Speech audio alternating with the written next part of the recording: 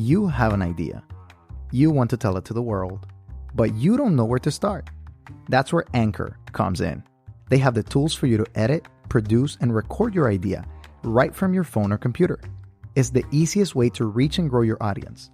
They publish for you to Spotify, Apple Podcasts, and all major platforms. And to top it all off, they match you with advertisers so you can earn from your passion and your wonderful idea. So tell me, what are you waiting for? Download the Anchor app or go to anchor.fm to get started and follow your dream.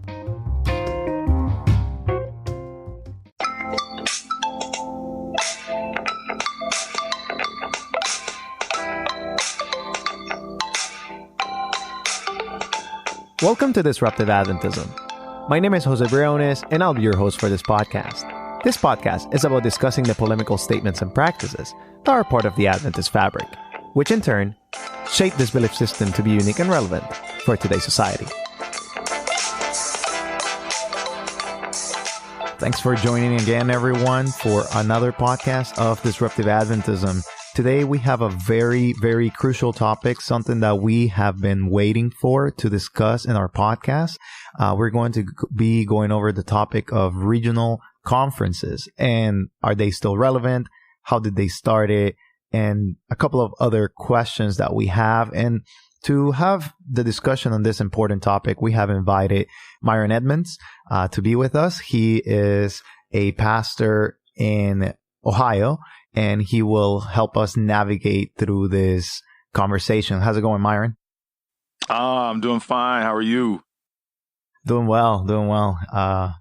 Really excited to have this conversation and to, see what you can tell us about regional conferences and the regional work, and how is it important, and, is it still relevant? I think it's going to be a good conversation. But before we get too deep into it, please tell us a little bit more about yourself, where you are, and what are you doing right now? Sure. I am pastoring here in Cleveland, Ohio, pastor of the Grace Community, Seventh Adventist Church. Man, I'm having a ball here. Having a great time doing some innovative things, trying to spread these three angels messages. Married, I've been married for 17 years. I have 2 teenage children, and I feel like I'm getting older day by day, man. But as I saw, I think on your Instagram, you started the new challenge, right? Like the 100 days with Pastor A. I've seen you work That's out, right, so man. You may be, getting older, but the muscles are still there, Listen, man, I'm trying to defy it. I'm trying to defy Father Time, man. But they say the only person that's undefeated is Father Time, man. He's undefeated, man. Yeah. But I mean, I'm really glad that you're doing innovation. Before we started recording, you were mentioning that you guys are looking for a ministry person for media. Is that correct? Like, you guys are trying to innovate in that space as well? Yeah. Man, historically, at least in my context, we invest money in a bunch of different places. We have not invested money in media. And I just think that's way evangelism is starting to drift and to turn. So I just feel like if you want quality ministry, sometimes you have to put an investment in it. So we just got off the phone interviewing a potential candidate to be our media director. So just praying that this works out, and so that we can continue to spread the message in every possible venue, especially through social media. That's awesome. Glad to hear that there is money going for the creative space, and it's very important in our church today. But let's get started with the topic. So share with us, maybe someone's listening and someone's like thinking, what are regional conferences? Maybe they never heard of it. Maybe, we have some listeners that are not Adventists. So explain to them what our regional conferences are. So regional conferences is the term that is used to describe conferences that are led by people of color, specifically African Americans. So that's essentially what a regional conference is. They used to be called colored conferences. They used to be called Black conferences. But they're now called regional conferences because, in a very real sense, they cover more territory than the contrastly to the white-led conferences. So, for example, I'm in Allegheny West Conference. which is a territory that represents Pennsylvania, some parts of the Virginias, West Virginia, Ohio. So typically, the white-led conferences just represented states. Because the black work at the time was so small, they gave them a larger territory. But of course, over time, that changed. It grew. And I think another reason why they call them regional conferences is because regional conferences are quite diverse. In your average regional conference, like in our conference, we have a whole multicultural department that is responsible for about, I think, 5 to 10 different actual languages, not including the different people groups that are involved. So as time has evolved, so has the terminology and definition of regional conferences. Someone listening may be wondering, okay, so they were set up at a time. When they were set up exactly, I know there was time of kind of like proposing the idea in the early in the early 20th century. But they did not come about until 1930s, 1940s. Is that correct? Yeah, just a little history I think would be helpful. Racism was quite prevalent in the I'd say in the inception of Seventh-day Adventism. Seventh-day Adventism was formed during the time, at least in the United States, where slavery was prevalent, where racism was prevalent, all through Jim Crow, et cetera. Blacks were seen as second-class citizens. Mm-hmm. And Ellen White, who's obviously one of the founders of the Seventh-day Adventist Church, really appealed to the church that we had a duty to people of color. Specifically, she wrote a document to the General Conference called Our Duty to the Colored People. And it was a major appeal to the Seventh-day Adventist Church on developing a systematic work for Black people in the South. Heretofore, there was no such work. So her son, Edson White, took this new innovative approach to ministry called a steamboat down the Mississippi, and they helped to formulate down in Hattiesburg, Mississippi, one of the first churches and movements towards educating colored people in the Seventh-day Adventist message. Because I know we don't have a lot of time, but just in short, that's kind of how things evolved. Things evolved with the society, and kind of start off local, and you had these churches where Blacks were, but the racism was so prevalent and so strong that there was an appeal for Black pastors that they have their own churches. And of course, subsequently that happened. There was a great expectation that these Black churches would fail. That's documented. And of course, these Black churches began to thrive. Subsequently, after that, the General Conference established a Negro work department in the General Conference.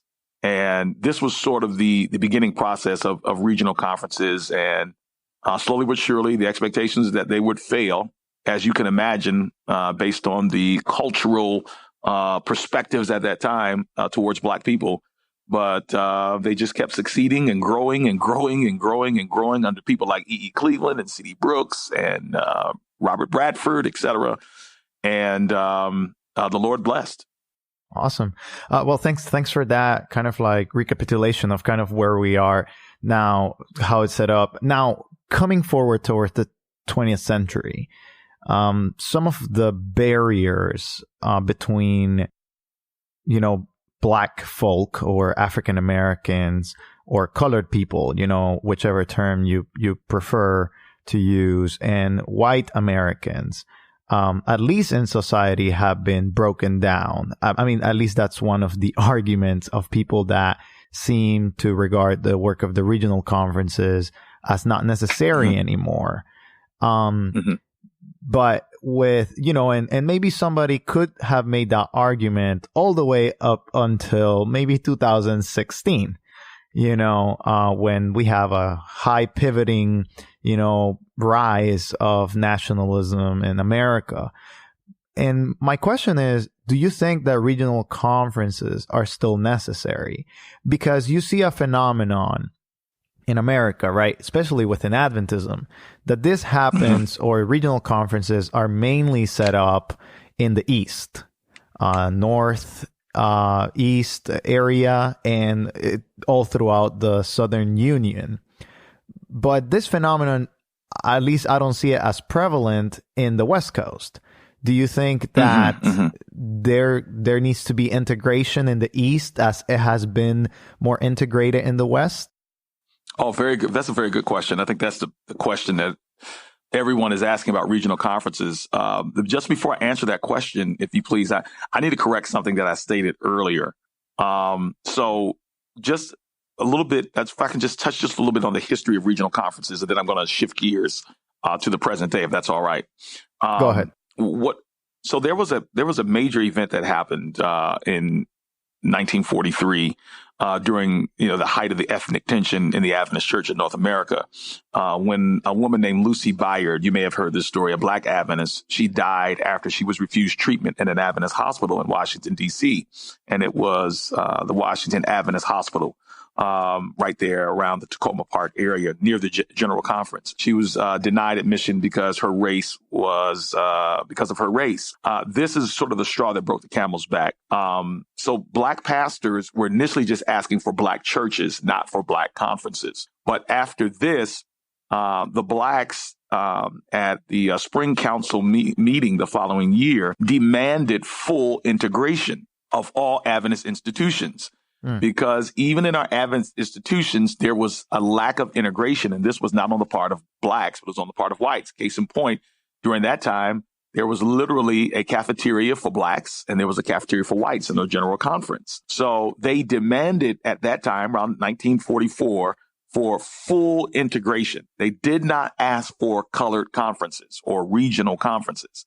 However, the concession that was made by white leadership was to sort of give them colored conferences. And the organizational segregation thus began. But I just think it needs to be stated that it did not begin on the part of Blacks. It began on the parts of whites when Blacks asked for full integration. So now to your question, I think that's important because this whole regional conferences debate now, the argument generally is we don't need it anymore. We're a post-racial society is one argument. The other argument is we don't need it anymore because it is not a good. It's not a good for evangelism. It's not a good reflection of what Christianity is about, and especially living in our postmodern society with millennials and others who kind of consider themselves post-racial. That this is a bad witness. This is a blight on our mission. And then, I would argue, first of all, let me say this. I do not feel ideally that we should have institutional segregation. I personally feel like our current, and I'm speaking for myself, I feel like our current organizational structure, period, is not effective, period. And that's Black conferences, white conferences. I think our current structure is doing exactly what it was not designed to do. And that is to reach as many people as possible to experience God's grace before Christ returns. Like, we're not being very effective at that. I don't think anybody can debate, especially in North America, that we have institutions, we have structure on every level, but yet we just over 1 million members in North America. So something not only is wrong spiritually, I think something is wrong structurally. So I just want to go on record as saying, I think our structure sucks. I think our structure is too top heavy. I think our structure is not efficient. I think our structure has not changed with the times. And I'm not just talking about racially. I'm just talking about from an efficiency perspective. Now, having said that, I feel that there also still is a race issue in our church, because there's still a race issue in our society. And I think our biggest issue is not our structural issues. I don't think, this is just me personally, I don't think people that I'm dealing with in the world who are in need of a savior are looking at our structural setup and saying, I don't want to be a part of this. Most of them have no knowledge of this. The first thing that they're introduced to in Adventism is a human being. And then after they're introduced to that singular human being or that group of people, then they're introduced to a church. And normally when they're introduced to a church, they are introduced to a homogeneous church. To me, that is more of an issue than structural segregation. Case in point, if you look in the Greater New York Conference, experienced white flight. Totally. Whites moved out of the city of New York. And now, over time, you have the majority of Hispanics and immigrants from the Caribbean and Africa who have literally taken over that conference. But it's really, in many respects, it's a multicultural conference, but it's just not led by white people. There's almost a feeling like if white people are not, you almost get the sense that if white people are not a part of the equation, then it's not multicultural.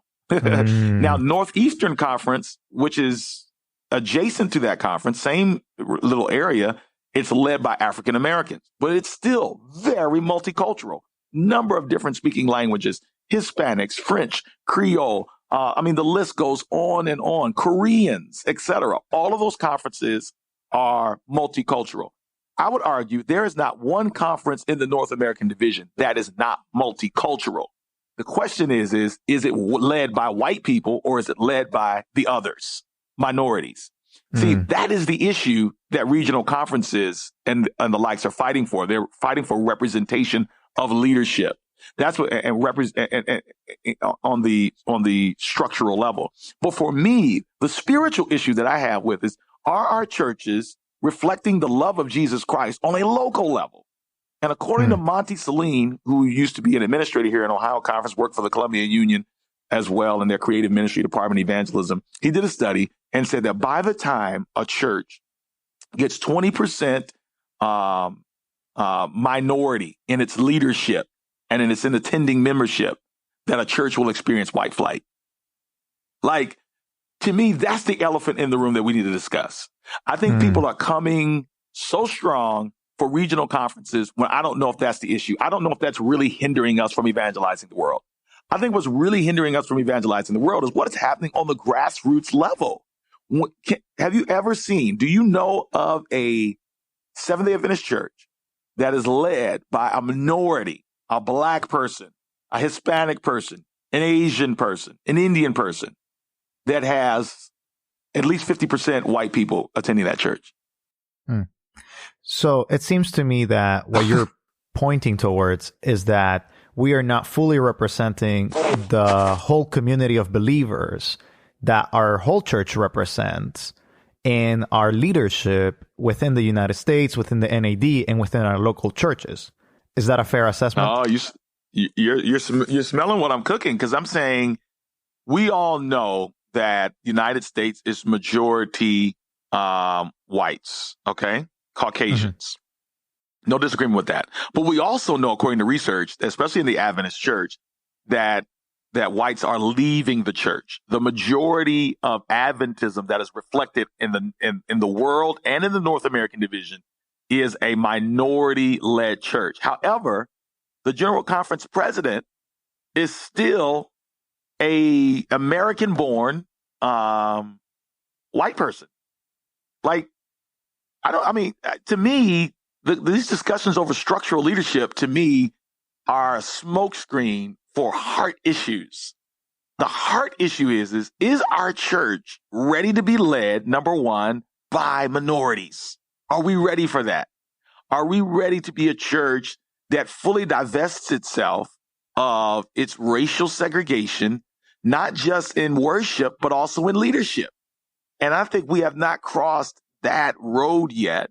And until we cross that road, I don't think unless you want to just change these institutions for mission purposes, I'm for that. I'm like, they're not effective. But I think the race issue is just a smokescreen on the structural level, because we have not solved it on the local level. I almost guarantee you this. If I was assigned to go pastor and I've seen it happen. I have a friend of mine who pastored the Southern Adventist University Church and received death threats.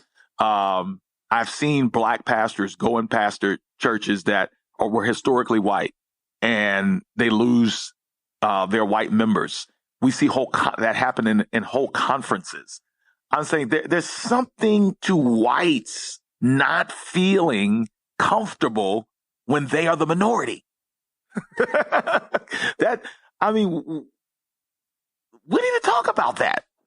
Now, is the current setup allowing us to have that conversation? Because to a certain degree, if we just keep having, this separation of power to a certain degree, the separation of, okay, I have the state conferences and then you have the regional conferences who have different leadership structures. Is that allowing us to have this conversation of how to bring other people to the fold, how to bring integration into leadership? How can we, I guess the question is, who has to give in? Because if we're going to have integration, right, then how is it that it's going to work in such a way that when the minority conference, right, comes to the majority conference, who is going to give up their position? Is the white ministerial going to let the black or Hispanic ministerial or Asian ministerial come and take his position?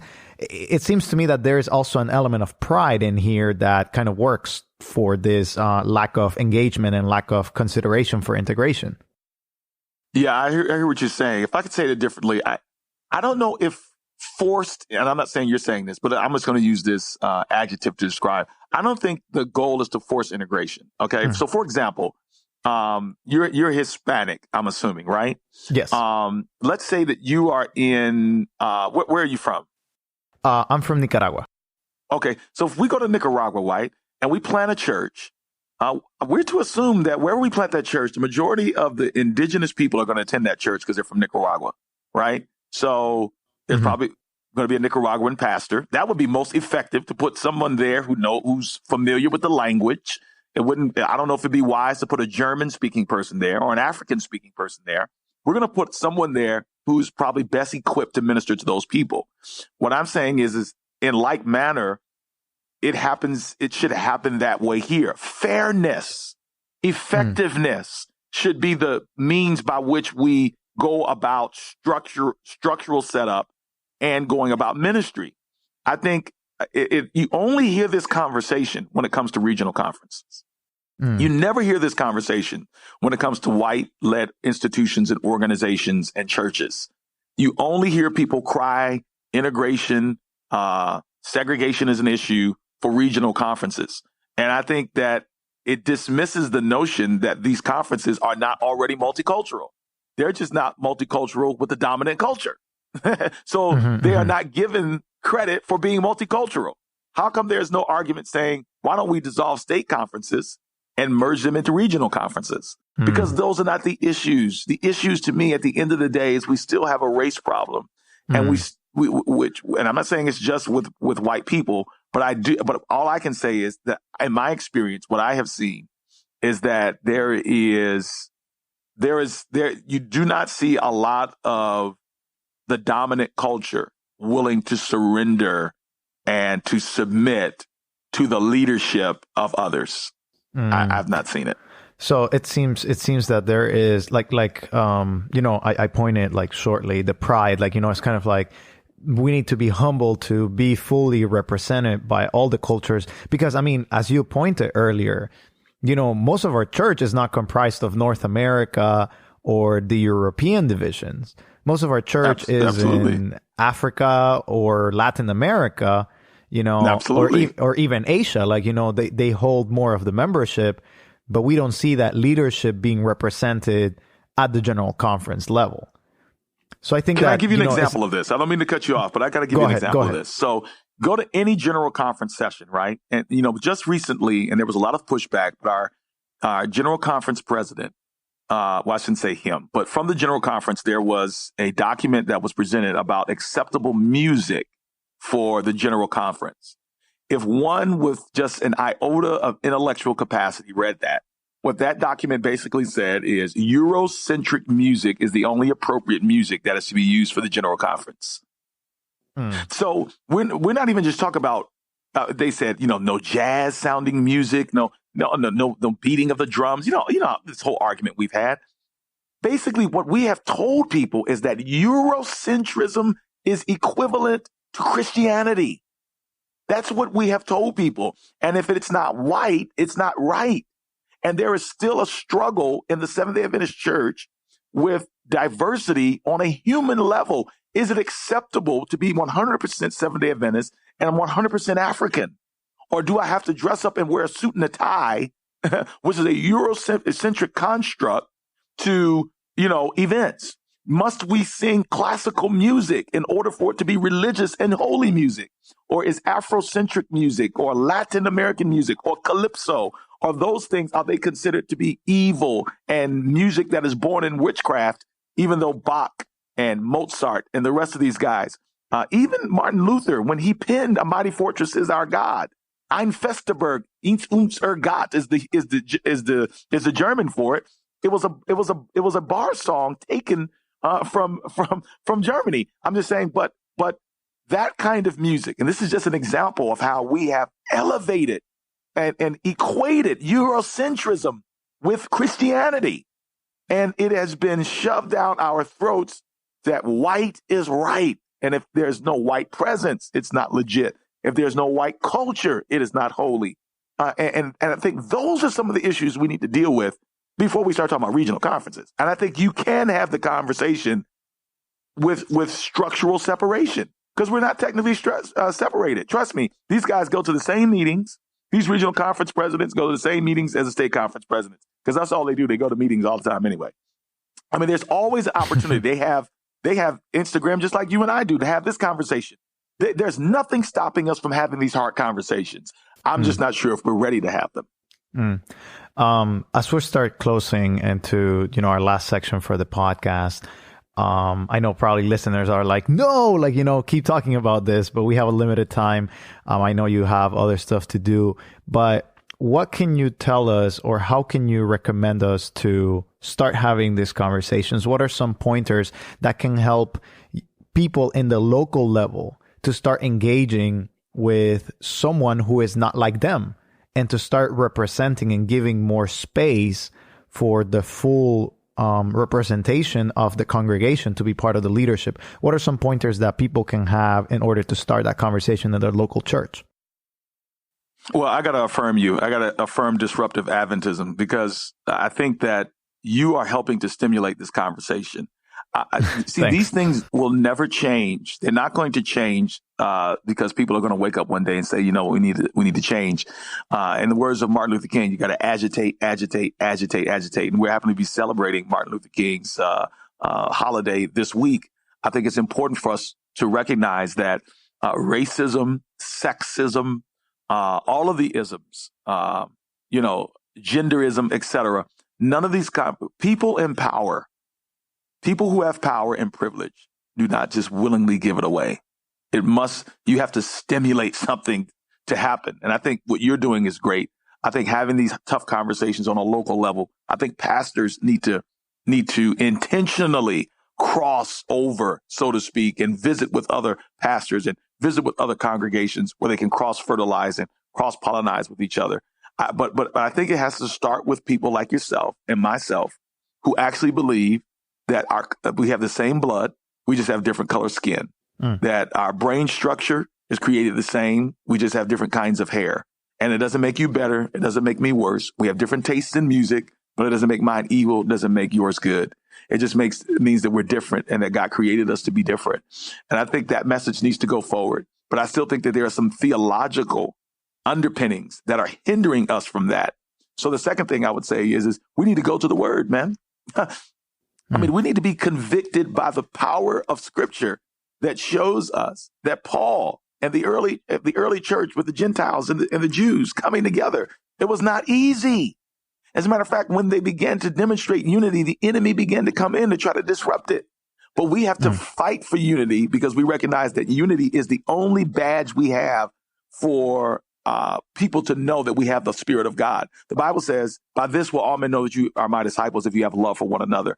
Like, people can effectively say we are not God's people if we are continuously racist and sexist, etc. I mean, whether we keep Sabbath or not, love to me is our best weapon for any attack against the enemy, saying that we're not God's people. On a practical level, what that looks like is that we actually start removing some of the prejudice that we have either learned from our experiences or prejudice that we have gained through personal pain that we have gone through. I think another thing that has created some of the walls that we have, and no pun intended there with the wall, is that people have experienced a lot of people have experienced a lot of pain, and so that pain produces prejudice. I've heard some people say that white people are this way, or black people are this way, or Caribbeans are this way, or Latinos are this way. And I think we kind of got to start with just recognizing that your experience is not everybody's experience, and be open-minded enough to know that just because you experienced that, we need to give people a chance to prove you differently. Nobody wants to be judged, but we all have the habit of judging other people and judging books before we've read them when it comes to this issue of race. And I just think, the golden rule, man, do unto others as you would have them do unto you. Going out of our way to make people feel loved. And sometimes what that might mean for somebody is crossing over and going to another church, or staying at a church that doesn't necessarily look like you culturally, or supporting a conference that you may not understand, or supporting a people that you may not understand, but you recognize how you would feel if you were experiencing prejudice. And so I think that our issues really, and I know you're asking for practical steps. I think we really need to look at this from a human level, man. These are human beings. Black people are human beings. White people are human beings. Latinos are human beings. Indians and Asians, they're human beings with an experience. And what I've learned is that in order for us to really experience diversity and inclusion, I think we have to lean in and put ourselves in other people's shoes as best we can. We have to try as best we can to get to an empathetic state to see, how people are living. I have so many examples of this, but I just think that ignorance drives a lot of this. And ignorance is based on a lack of exposure. Sometimes people think that all certain people are this way, or they're all that way. Like, we have to intentionally cross over into somebody else's experience so that we can appreciate their experience, if you understand what I'm saying. Yes, I do. And I want to thank you for that. I think it's and a lot of practical steps, to just recognize that we need to be people first, and to show the love of Christ in that way. Well, Myron, thank you for this conversation. I appreciate the time that you have given to us to talk about the regional work, regional conferences, and how we can, bring each other closer to Christ and closer to one another as well. As it is our tradition in Disruptive Adventism, we like to give the final thoughts to, our guests. So if you can give us some final thoughts on regional conferences or whatever else you want to say. Absolutely. At the end of the day, the whole purpose of structure is to advance the mission, period. First thing I want to say is, I think we need to re-examine our entire structure, not just regional conferences. We need to ask ourselves the question, is our structure helping to facilitate mission in the most effective and efficient way possible? Second question that I think we need to ask ourselves is, are we racist? Are we prejudiced? I think in order to fix something, you have to face it. And I think we need to take an internal look at ourselves. But I agree with Dwight Nelson. He preached a message about this a few years ago. I agree with Dwight Nelson in this respect. Dwight suggested that white privilege, not to the exclusion of others, but those that are generally put in possession of privilege and power, have to divest themselves of it. They have to share it in order for there to be true equality. And I would argue whoever is in privilege in our church, would be black people, white people, men, in order for there to be true equality, then we have to give up our privileges so that other people can have them. And then the third thing I would suggest is, I think that the golden rule is the thing that should drive away the prejudice that we have. Do unto others as we would have them do unto us. I think we need to really, really consider that that's the only weapon we have. I say it again, like Jesus said, by this will all men know you're my disciples. Nobody, honestly, not in the sphere that I'm looking at. People are not running around with an appetite for doctrine. There's actually hostility towards it. What they're really looking for is they're looking for people to live the stuff that they believe. And they're looking for Christians to actually live like Jesus. And the best way to do that is by being loving. And I think that needs to start on a grassroots level before we start trying to change structures.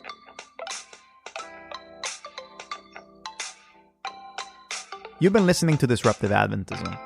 We hope that today's topic helped you to think and change something about your practices, about your faith, about your Adventism. If you want to subscribe, make sure to go to Apple Podcasts, Spotify, Google Play, or wherever you get your podcasts. We'll be there. And make sure to give us a review if you like what you're listening to. If you want to support, make sure to go to patreon.com/Disruptive Adventism. It helps us pay our bills and produce the content that you're listening to. And if you want to socialize, make sure to like us on Facebook, follow us on Instagram or on Twitter, and hit us up whenever you need anything. We'll be there to support you. Thank you for listening today. We hope you join us next time. And as always, we invite you to be disruptive.